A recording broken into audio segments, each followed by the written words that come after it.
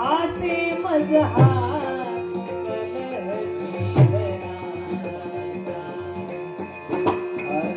शून्य आसे मजहा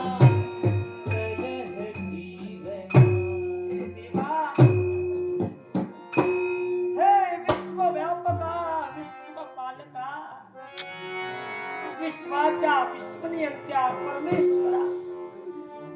देवा या संपूर्ण सृष्टीची निर्मिती देवा तू केली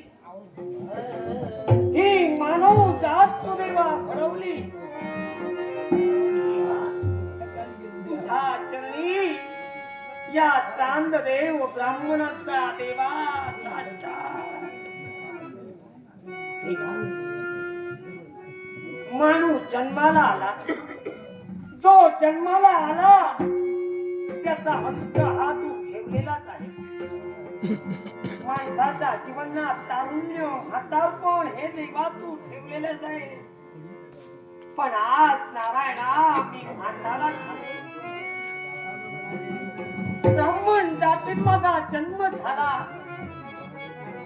देवा कशाची तू कमतरता केली नाही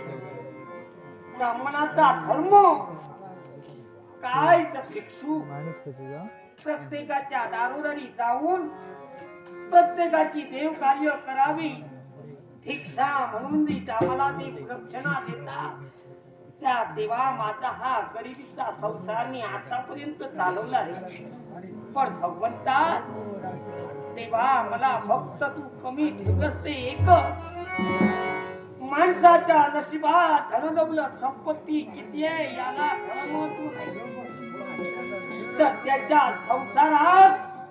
देवाच्या घरात मूल नाही तर त्याच्या आयुष्याला किंमत नाही आज मला सुद्धा संतान असते तर या म्हातारपणात मला आणि माझ्या पत्नीला आधार झाला पण जोपर्यंत मला जमलो तोपर्यंत देवा मी देव सेवा करून माझा संसार माझा प्रपंच मी चालविला पण आता मला जमत नाही देवा समजा माझ्या नशिबानं देवा आम्हाला मरण आलं स्मशानात मूठ माती देण्यासाठी सुद्धा देवा रक्ताचा म्हणून देवा आज मी ठरविलं हे जीवन असं गरिबी घालवले आपला अखेरचा श्वास आपलं उर्वरित शेवटचं आयुष्य त्या काशी विश्वेश्वराच्या चरणावर घालावं हे जानकीला सांगायला जानकी हे जानकी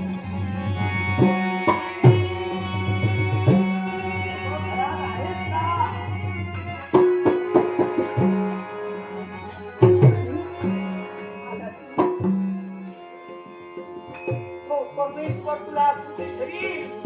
असा आपल्या म्हाताऱ्या नवऱ्याचा तुला आशीर्वाद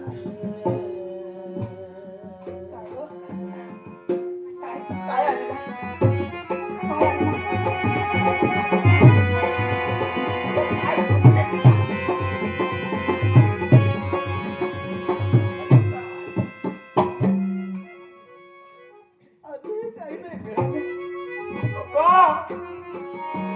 म्हातारा ब्राह्मण या म्हाताऱ्याला आता कोण बोलवणार अगं मला चालायला जमत नाही चालताना पडतो अशा या म्हाताऱ्याला आता कोणी बोलवत नाही तेव्हा आपलं हे तुझ्या डोळ्यात पाणी मला उपवासी राहावं लागतं म्हणून मला नाही वाईट वाटत पण उपवासी मोठे तुम्हाला झोपावं लागतं